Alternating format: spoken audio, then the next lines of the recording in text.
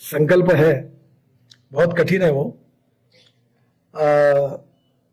बहुत कठिन इसलिए कि मैं तो कहता हूँ कि एक दिन करना ही है, जल्दी करना है। वो है कि पेट्रोल डीजल को देश से हद पार करना है। मैं e vehicle, ethanol, methanol, biodiesel, bio LNG, bio CNG, इस पर बहुत काम करता हूँ। और मेरा ये मान्यता है कि diversification of agriculture towards energy and power sector. Ladakh Leh में पहाड़ी पर लोग रहते हैं, तो मैं एक आईआईटी का, ये शायद आपके मुंबई आईआईटी के होंगे, वो पता नहीं मुझे, गोवा में है, उन्होंने एक छोटा सा फेनिकुलर रेलवे बनाई है। तो मैंने उनको बुलाकर वहाँ के गवर्नर के पास भेजा, और अब वो मैंने कहा कि एक पायलट प्रोजेक्ट तुम बनाओ, विदेशी कंपनी के बजाय मैं आपको काम देता हूँ, एक पायलट प्रोजेक्ट बनाओ, अगर सक्सेसफुल हुआ तो मैं 1200 करोड़ का आपको काम दूंगा, 30-40 प्रोजेक्ट का। तो ऊपर के ऊपर जाने के लिए उसने ऐसा डिजाइन तैयार किया है कि उसमें भेड़ बकरी भी जा सकती है, टू व्हीलर भी जा सकता है, और नीचे लोग भी बैठ सकते हैं, और ऊपर में ऐसी जाएगी। तो वहाँ के लोगों का जीवन ही बदल जाएगा। नहीं तो इतना डीजल से इतना टाइम भी लगता है और तकलीफ भी होती है।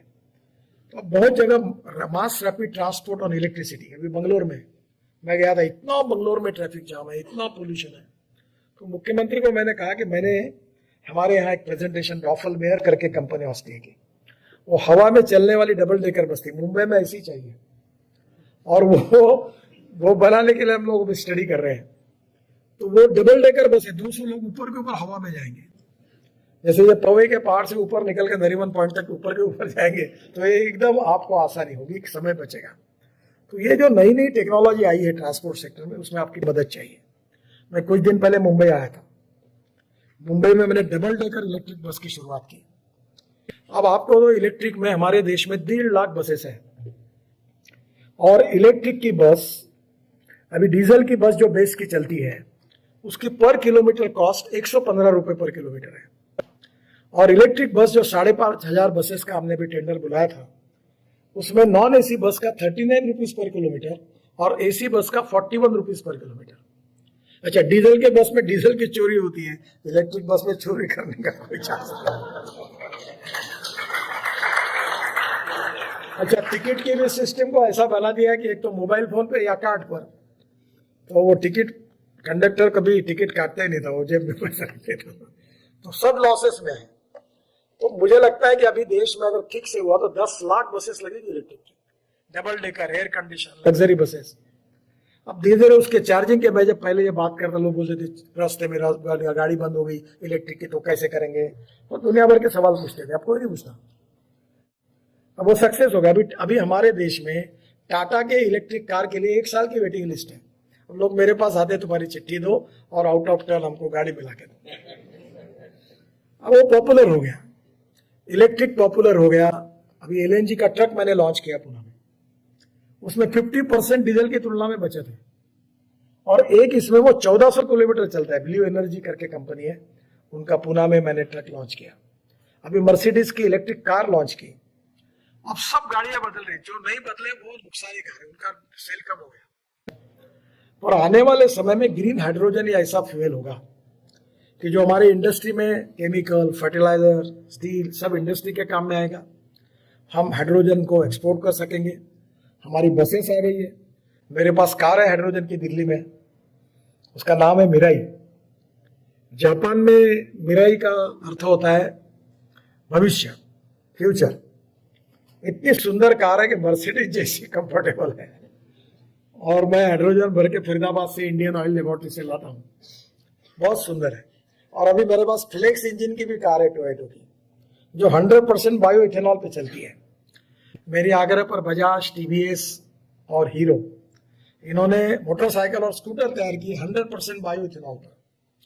और ये बायो इथेनॉल में ऐसा है कि 1 litre petrol equal to 1 litre 300 ml of ethanol, क्योंकि इथेनॉल का माइलेज थोड़ा कम मिलता है। तो एक बार मैंने देखा ऐसा, तो रशिया में कुछ रिसर्च हुआ था, तो मैंने उन साइंटिस्ट को बुलाया, और इंडियन ऑयल के चेयरमैन वैद्य और पेट्रोलियम सेक्रेटरी को बुलाया, मिनिस्टर को भी बुलाया। मैंने कहा ये माइलेज सेम होता है पेट्रोल लेवल। तो मुझे राम कुमार करके, उन्होंने बहुत अच्छे साइंटिस्ट है, इन्होंने अभी एल्यूमिनियम एयर टेक्नोलॉजी पे भी रिसर्च किया है।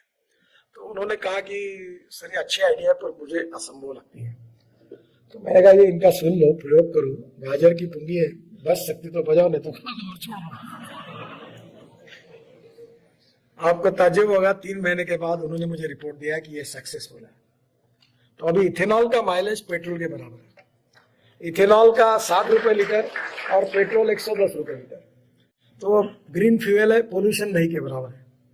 तो अब हमारा देश, हम लोग मोलाइसिस से, बीएबी मोलाइसिस से, शुगर केन जूस से, ब्रोकन राइस से, फूड ग्रेन से, बाम्बू से, एग्रोवेस्ट से हम इथेनॉल बना सकते हैं। अभी हमने आसाम में एक बाम्बू से बायो इथेनॉल बनाने का प्रोजेक्ट चालू हो गया। और ये जो परली है, दिल्ली वालों को बहुत पॉपुलर है, क्योंकि ये पंजाब हरियाणा में ये जो राइस स्ट्रॉ है, इसको परली बोलते हैं, जो जलाते हैं, जिससे अगर काफी पोल्यूशन होता है। बहुत पीछे पड़ा था, तो अभी पानीपत में इंडियन ऑयल ने एक फैक्ट्री शुरू की है।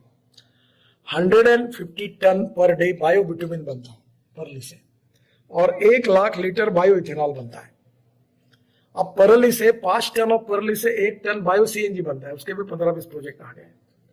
तो मैं जो आपको एजेंडा देकर जा रहा हूं, बाय यूजिंग बायोटेक्नोलॉजी हम लोग इंक्रीज द प्रोडक्टिविटी, और वो प्रोडक्टिविटी जो है वो बायोमास की प्रोडक्टिविटी बढ़ाकर by using biomass, bio CNG, bio energy और ग्रीन हाइड्रोजन कैसे बनाए।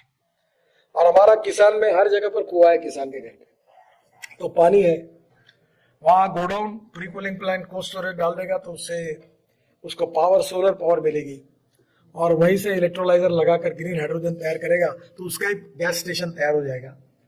और हम लोग बड़े प्रमाण पर अब ग्रीन हाइड्रोजन की तरफ जा रहे हैं। जो ब्राउन हाइड्रोजन है वो पेट्रोलियम से आता है, और ब्लैक हाइड्रोजन कोल से आता है। और कोल गैसिफिकेशन में भी काफी काम हुआ है। अभी हमारे यहाँ देश में कोल से यूरिया बनता है। अभी एक जगह उड़ीसा में शुरू कर रहे हैं, पर हम देश में 60,000 करोड़ का यूरिया इंपोर्ट करते हैं। हमारे देश में अमोनियम नाइट्रेट की शॉर्टेज है, वो हम इंपोर्ट करते हैं, जो कोल से बना सकते हैं।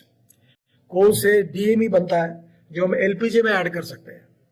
तो जो मैं आपको यही कहूंगा कि we need research, but need based research. हमारे जो इंपोर्ट क्या है उसको ढूंढ लो, और इंपोर्ट के स्वदेशी अल्टरनेटिव आप क्या तैयार कर सकते हैं वो देखो, उसको प्रायोरिटी दो। और मुझे लगता है कि उसमें हमारा एक्सपोर्ट भी बढ़ेगा, इंपोर्ट भी कम होगा, और हमारे देश की इकोनॉमी मजबूत होगी।